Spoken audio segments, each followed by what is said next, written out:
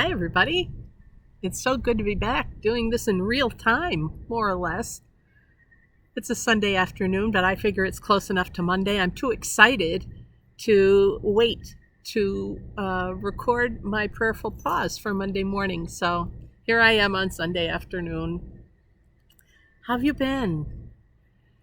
I appreciate the fact that so many of you continued to watch and worship and meditate with the prayerful pause over the last 2 weeks while I was on vacation. It was really lovely to hear some of your comments about how the topics were engaging you, and I hope today's will as well. So as I've been kind of recentering myself and preparing to re-enter the work life, which, let me tell you, in this day of COVID sequester, what does that even mean? When you don't go away for a vacation, but you are on vacation. And I want to thank Pastor Laura for covering all of the things with the local church that needed to be covered while I was taking some time off. But still, I get to thinking, what is the difference between vacation and work, except for the headset? And doesn't everything come back to the headset? If we're talking about prayer, if we're talking about worship, it's all about intention, right? Which is the headset. What's your intention? What's your headset? What's your motivation?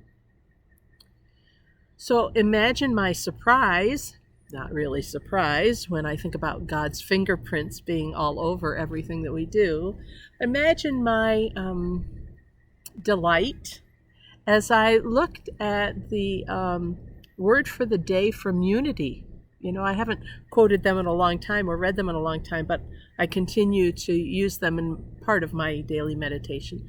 And today's was one that kind of fits into this. So for today, we're going to talk about will, our will to do something. And their little mantra for the day says, spiritual understanding guides my will.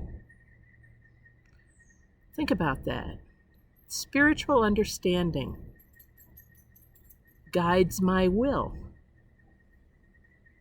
my intentionality, my effort, my prioritization. Spiritual understanding guides my will. Here's what they have to say about it. Each day I use my will to make decisions, big and small, that affect the quality and direction of my life. I think most of us would agree with that, right? Through the use of my human will, I make choices out of fear or a sense of lack, or I may be driven by my desire for convenience, comfort, or the pleasures of the moment. The use of my spiritual will, however, directs my choices toward a greater awareness of my divine nature. A greater awareness of my divine nature.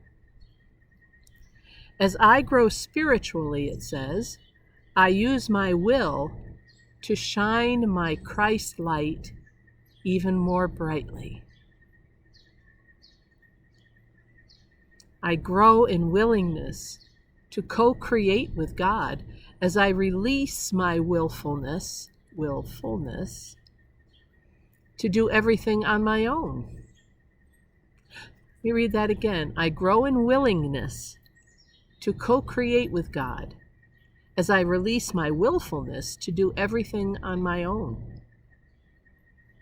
As I live more intentionally from my own divinity, the light of spiritual understanding dawns within me and directs my will.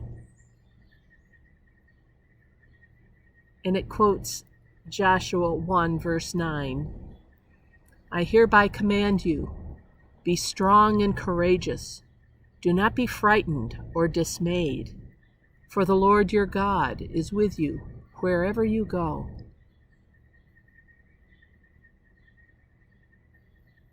So I guess it's saying that the more we remember that God is with us wherever we go, we have nothing to be frightened of, then the less the physical will really should play a part in who we are or what we do. We should work to be driven by our spiritual will.